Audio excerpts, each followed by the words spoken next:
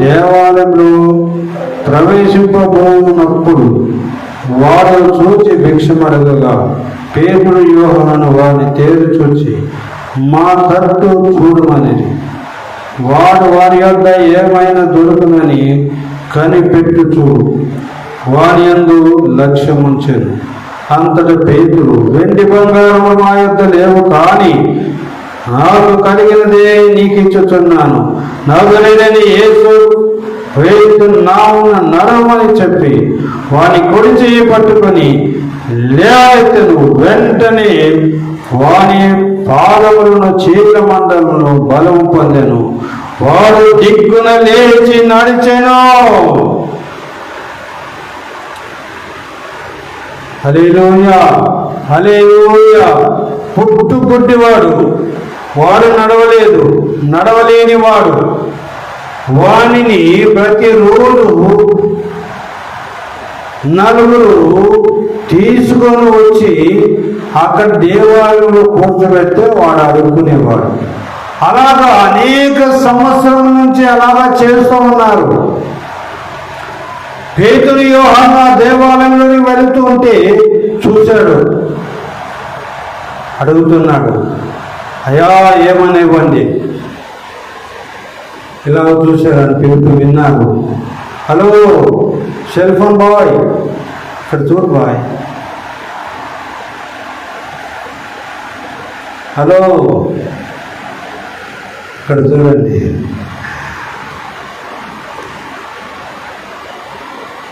అక్కడ కుంటివాణ్ణి నడవలేని వాణ్ణి ప్రతిరోజు ఆ దేవాలయంలో తీసుకొని వచ్చి కూర్చోబెడుతున్నారు. ఎందుకు కూర్చోబెడుతున్నారు చెప్పండి? వాడు భిక్షం అడుక్కోవడానికి, వాడు నడవలేని కాబట్టి రోజు కొంతమంది తీసుకుని వచ్చి వాడిని అక్కడ దేవాలయంలో కూర్చోబెడుతున్నారు. వాడు అడుక్కుంటున్నాడు. ఆ సమయంలో పేతురు యోహానులు అటు వెళ్తున్నారు, ఆ దేవాలయంలోకి వెళ్తుంటే అడుగుతున్నాడు, అయ్యా అని. తేరి చూశారు, ఎవరు పిలిచిందని చూశాడు, గమనించాడు. వాడు కుంటివాడు,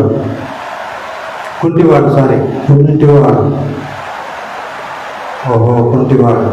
ఇదిగో అబ్బాయి, వెండి బంగారములు మా యొద్ద లేవు, కానీ నజరేయుడైన యేసు నామమున లేచి నడువు అని లేపుగా దిగ్గున లేచెను. అలాగే లేచి నిలబడ్డాడండి. హల్లెలూయా, హల్లెలూయా. దిగ్గున లేచి, ఆ మాట చూడండి 8వ వచనం, వాడు దిగ్గున లేచి నిలిచి నడిచెను. లేచాడు, నిలబడ్డాడు, నడిచాడు. లేచాడు, నిలబడ్డాడు, నడిచాడు. ఎలాగ దిగ్గున నిమిషాల్లో జరిగిపోయింది. దిగ్గున లేచాడు, నిలబడ్డాడు, నడిచాడు. హలో, ఇప్పుడు వాని పరిస్థితి, వాని విశ్వాసము ఆ యొక్క పేతురు యోహానుల మీద ఎలా ఉంటుంది, యేసు ప్రభు మీద ఎలాగో వారి విశ్వాసం ఉంటుంది చెప్పండి. ఇప్పుడు చెప్పండి. వాడు కుంటివాడని వానికి తెలుసు, నేను నడవలేను అని తెలుసు. నన్ను రోజు కొంతమంది ఇక్కడ దేవాలయంలో పిలుచుకొని వస్తున్నారని తెలుసు. ఇవన్నీ తెలుసు.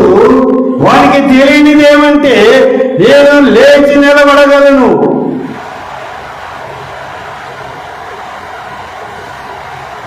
ఇక్కడ ఏమంటున్నాడు? లేయగలను, నేను లేవగలను, నేను నిలవగలను, నేను నడవగలను అనేది వానికి తెలియదు. బాగా గుర్తుపెట్టండి. వానికి తెలిసింది ఏంటంటే, నేను కుంటివాడును, నేను నడవలేని వాడును, నేను పుట్టుకతోనే నేను కుంటివాడును, నేను నడవలేని స్థితిలో ఉన్నవాడును. వింటున్నారా?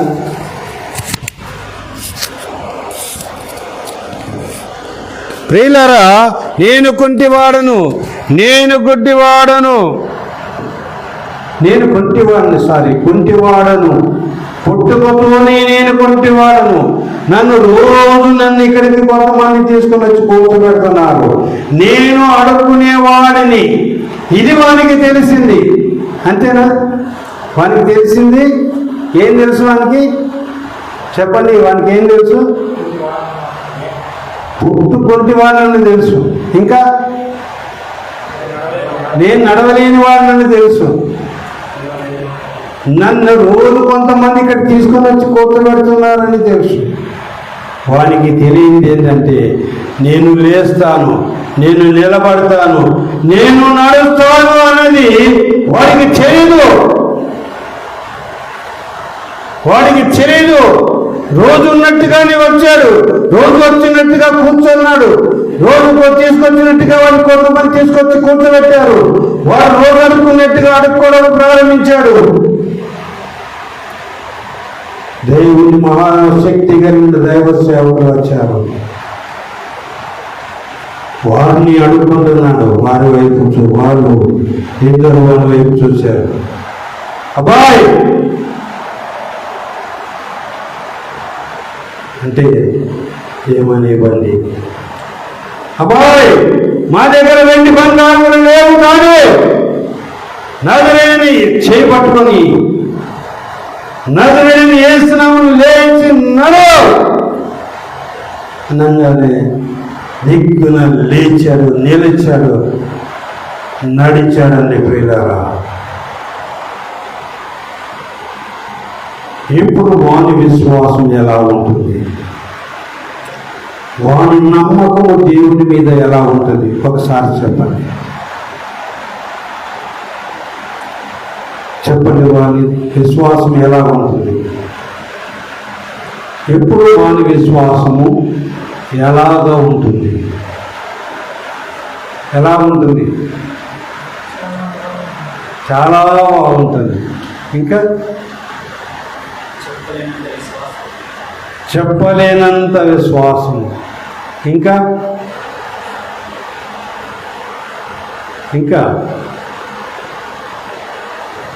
ఏం చేసినా దేవుడు అద్భుతం చేశాడు. ఎప్పుడు ఆ శిష్యుల మీద ఎలాంటి విశ్వాసం ఉంటుంది?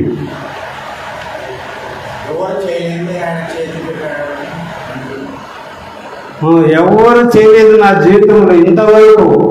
నేను ఎన్నో ఏళ్ళుగా ఈ దేవాలయం మెట్ల మీద నేను ఆడుకుంటున్నాను. ఈ యొక్క దేవుని సేవలు ఎంత గొప్ప అద్భుతం నా జీవితంలో చేశారని